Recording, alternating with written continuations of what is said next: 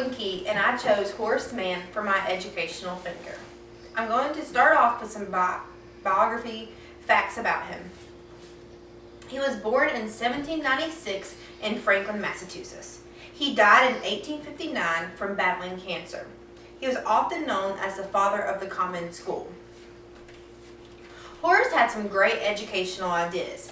One was he created the common definition of education. He suggested that education should be a basic level of literacy for everybody. Everybody should be able to read on a basic level, and everybody should know common public ideas. And this would help students after they graduate. It would prepare them for reality after school. And so you should all know common things. And it may not be so far as know Algebra 2 or trig or other, higher level maths, but just know the simple stuff that's going to get you through life.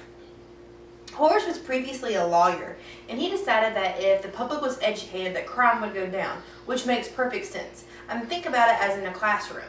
When you're in a classroom, you have rules and you have consequences. And it's the same thing with life, with speeding and stealing and all the other good stuff. So when you're taught right from wrong and consequences, then crime would go down. Once people understand it, then there shouldn't be that much more crime. You're smarter to do that kind of stuff.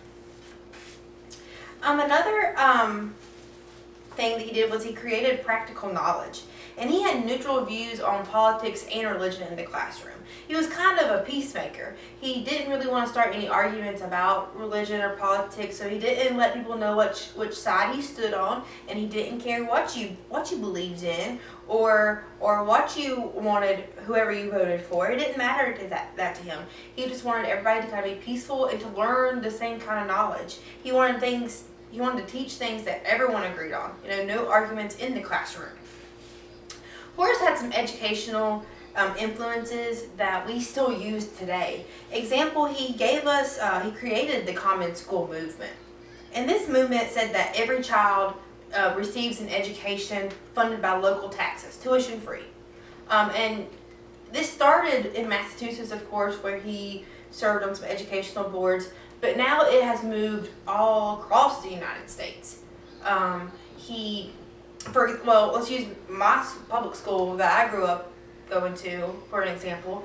Of course they couldn't, but they didn't discriminate against race, ethnicity, language, illegal, legal, none of that mattered. If you showed up on the first day of school, they were required to give you an education for the entire year or as long as you were there. He also developed schools that trained teachers. Horace believed that if you were going to be a teacher, you needed to know information and you needed to know kind of deep knowledge. If you were a science teacher and you were talking about plants, you needed to know everything there was to know about plants. And you needed, if a student asked you a question about plants, you could not stand in front of the class and say, I don't know the answer. You really have to know the information so you can tell the students when they ask you questions. And so he made teaching a profession. He kind of created the fact that you go to college you go to higher education to be a teacher, and then you bring the students back, the knowledge you learned from there. And so he decided that all teachers should be professionally trained.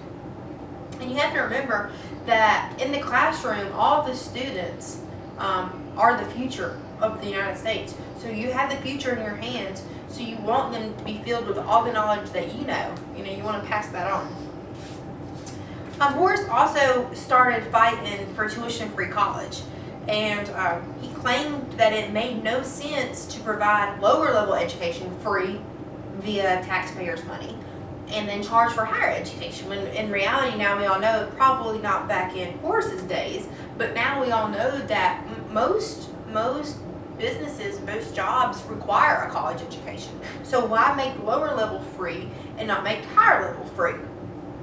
And Horace fought for that a little bit, and then he got cancer, was diagnosed with cancer, and he died before finishing this fight project kind of thing he had going on, which we know now, obviously no one picked it up and carried it on because here we are paying for tuition.